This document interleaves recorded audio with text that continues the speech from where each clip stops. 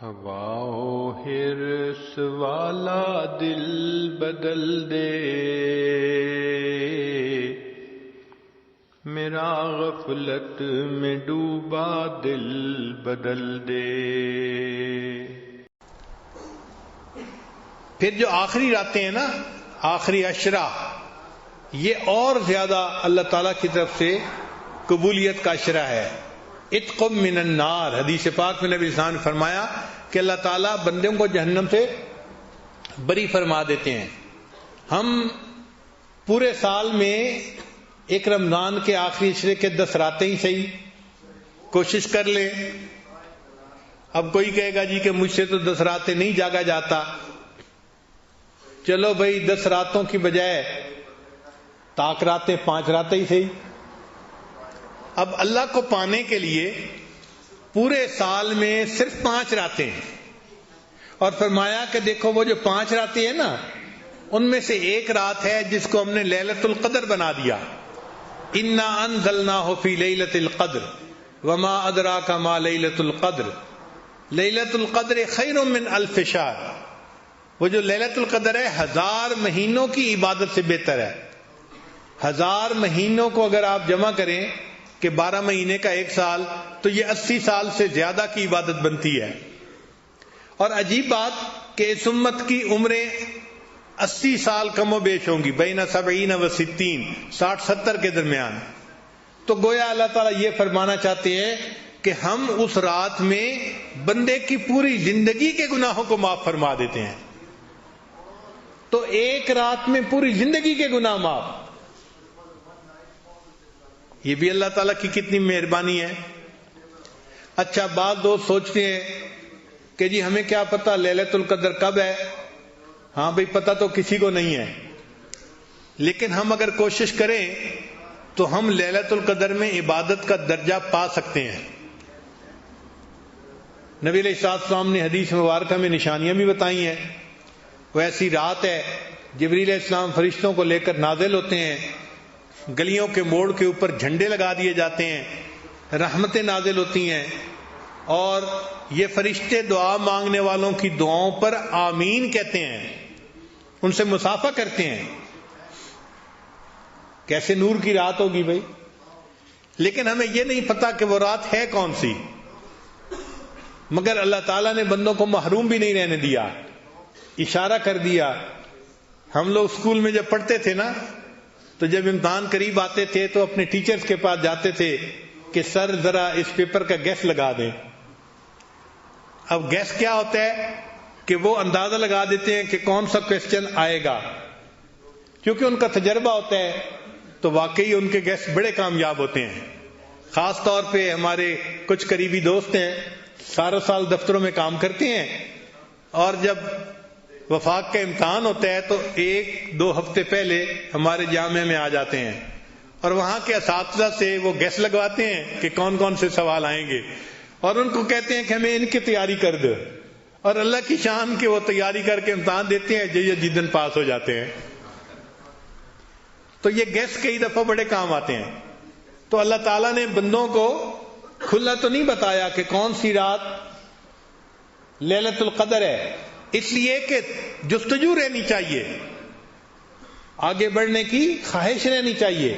اگر بتا دیتے تو لوگ سارا سال آرام سے سوئے رہتے، اور جی لیلۃ القدر آئے گی بس اس رات پہ عبادت کر لیں گے۔ تو اللہ تعالیٰ نے چاہا کہ میرے بندے جستجو میں تو لگے رہے، مگر ایک اشارہ کر دیا۔ وہ اشارہ کیا کیا؟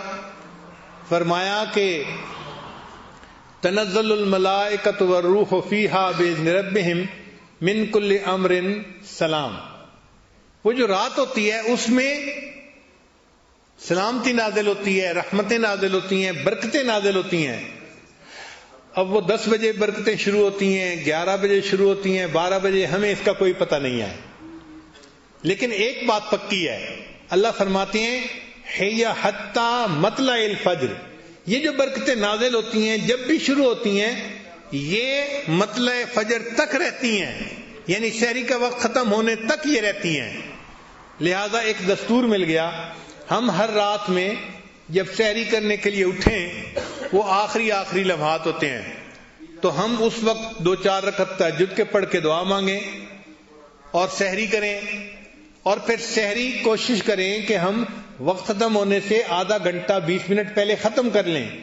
اور وہ جو سحری تک کا وقت ہے نا 15-20 منٹ کا، یہ بڑا قیمتی وقت ہے. اگر ہم نے رمضان کی ہر رات میں ان 15-20 منٹ میں دعا مانگی تو کوئی نہ کوئی رات تو ہوگی نا کہ جو لیلۃ القدر کی ہوگی، اور وہ لیلۃ القدر کی جو ہے برکتیں سحری کے وقت تک رہیں گی. تو ہمیں گویا لیلۃ القدر میں دعا مانگنے کا اور عبادت مانگنے کا ثواب مل جائے گا. تو اس طرح سے ہم لیلۃ القدر میں ثواب حاصل کر سکتے ہیں آسانی کے ساتھ. تو سحری اور افطاری کے یہ 2 اوقات بڑے قیمتی ہوتے ہیں. اس وقت میں اللہ سے دعائیں مانگیں اور اپنی ساری پریشانیوں کو آپ اللہ کے سامنے پیش کریں، سب مصیبتوں کو اللہ کے سامنے پیش کریں. اللہ تعالیٰ مغیر الاحوال ہیں، وہ ساری پریشانیوں کو ختم بھی کر دیں گے، سب مصیبتوں سے نجات بھی عطا فرما دیں گے.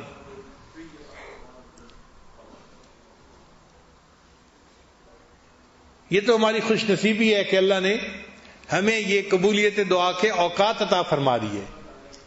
تو رمضان مبارک کے ان اوقات میں مرد بھی دعائیں مانگیں، عورتیں بھی دعائیں مانگیں. جب مانگیں گے نا تو آپ کا دل گواہی دے گا کہ دعائیں قبول ہوئیں اور اللہ تعالیٰ نے رحمت فرما دی. پھر آپ رمضان کے انتظار میں رہا کریں گے. جیسے نبی علیہ السلام رمضان کا انتظار فرماتے تھے نا، دعا مانگتے تھے اللہم بارک لنا فی رجب و شعبان وبلغنا رمضان. اے اللہ رجب اور شعبان میں برکتیں عطا فرما اور ہمیں بخیریت رمضان تک پہنچا. پھر ہماری بھی یہی حالت ہوگی کہ ہم بھی انتظار میں رہیں گے. کتابوں میں لکھا ہے کہ ہمارے اکابر جب رمضان گزرتا تھا تو 6 مہینے تک رمضان کے اعمال کی قبولیت کی دعائیں کرتے رہتے تھے. اللہ رمضان میں جو تراویح پڑھی، تلاوت کی، روزے رکھے، ان کو قبول فرما. 6 مہینے تک قبولیت کی دعا مانگتے رہتے تھے. اور جب 6 مہینے گزر جاتے تھے تو اگلے 6 مہینے آنے والے رمضان کے بخیریت آنے کی دعائیں مانگتے رہتے تھے کہ اللہ ہمیں بخیریت رمضان تک پہنچا دے، اگلے رمضان تک پہنچا دے. یہ رمضان کا مہینہ اتنا برکتوں کا مہینہ ہے. تو دیکھیے سحری میں بھی دعائیں قبول، افطاری میں بھی دعائیں قبول. مومن کے تو مزے ہیں، اس کو کہتے ہیں 5 گھی میں اور سر کڑائی میں. لطف ہے، مزہ ہے مومن کا. بس احساس کرے کہ اللہ نے کیسا قیمتی وقت عطا کر دیا. میری فریاد سن لے میرے مولا، بنا لے اپنا بندہ دل بدل دے.